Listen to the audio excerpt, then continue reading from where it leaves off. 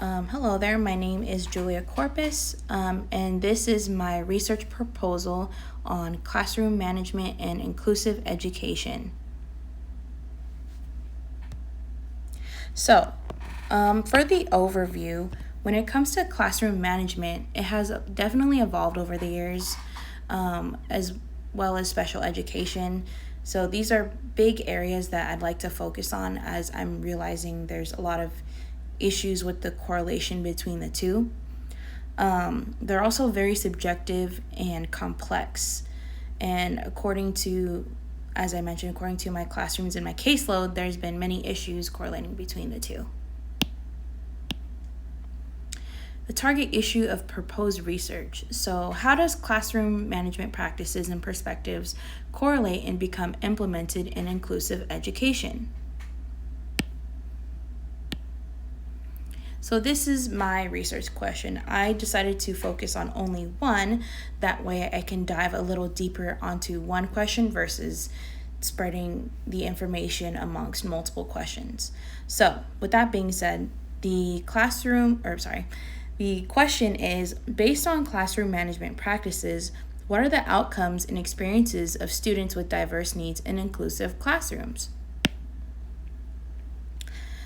Then this is my hypothesis. Teachers who implement classroom strategies that are strategic, proactive, and structured are more likely to foster more positive and inclusive learning in environments that support behavioral, social, emotional, and academic needs for diverse learners in mainstream classrooms.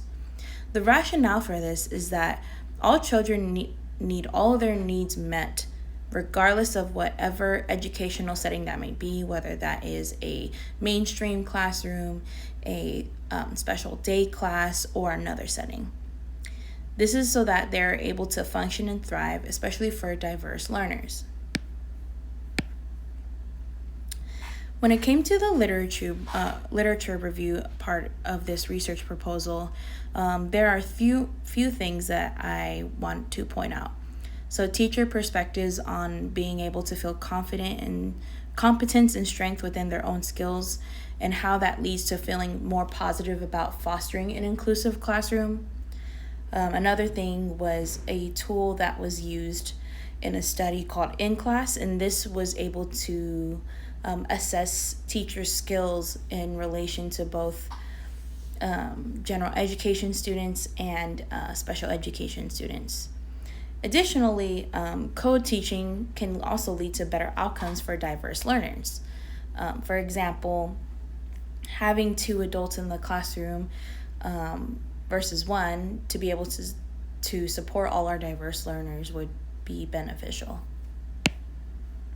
So, current approaches and problems in literature.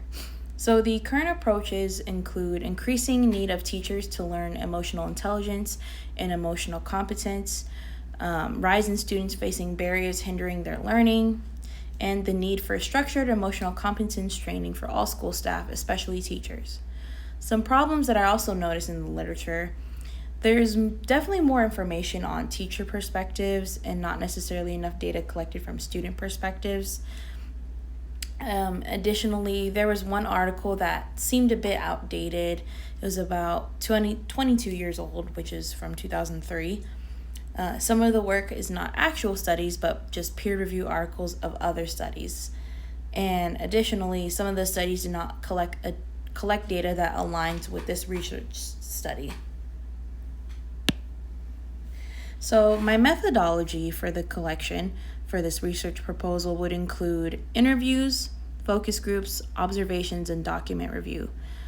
So in relation to the interviews, this would be one-on-one or group interviews with both general education teachers and the special education team. Then we would do focus groups, so student focus groups grouped with similarly performing peers, observations of how teachers and students are interacting in the classroom, as well as a focus on classroom management and how that affects the diverse learners in the classroom, and document review, so reviewing any reports or grades or any other document data to see if the classroom management correlates to the experiences and outcomes of the students and teachers. The analysis, being sure to read and review all the notes from the information collected and organizing it, coding phrases, words, as well as names for participants, writing down the trends from the data collected, and then finally for the software, entering the information into in vivo. And now ethical considerations. So some things to consider are privacy and consent. So essentially I would have students sign a consent page as well as an NDA agreement. And then next is respect for participants. So that'd be understanding cultural background and triggers. And then remaining with humility. So not using your power of being a researcher over your participants and influencing their answers or responses. And my conclusion, so overall, this is focusing on research on classroom management and inclusive education. The research question focused on what are the outcomes and experiences of students with diverse needs in inclusive classrooms. Proposed hypothesis, students' experiences based on classroom management practices. The literature review and current research, there's definitely still a need for research on student experiences and outcomes for diverse learners. Data collection, interviews, focus groups, and observations of both students and teachers to get a full understanding of their perceptions and experiences. Data analysis, methods have been sure to reflect the most efficient and accurate way to analyze the qualitative data by using coding and the software in vivo. And ethical issues of confidentiality and privacy, respect for participants, and use of student findings. And here is my references page. Thank you so much for tuning into my research proposal. I hope that you find significance in diving into researching and collecting data for this topic. As diverse learners increase in quantity, I find that it's very important that we have the most up-to-date, accurate data on diverse learners and figuring out solutions to help them in the classroom, as well as also helping teachers manage those classrooms for diverse learners. Thank you so much.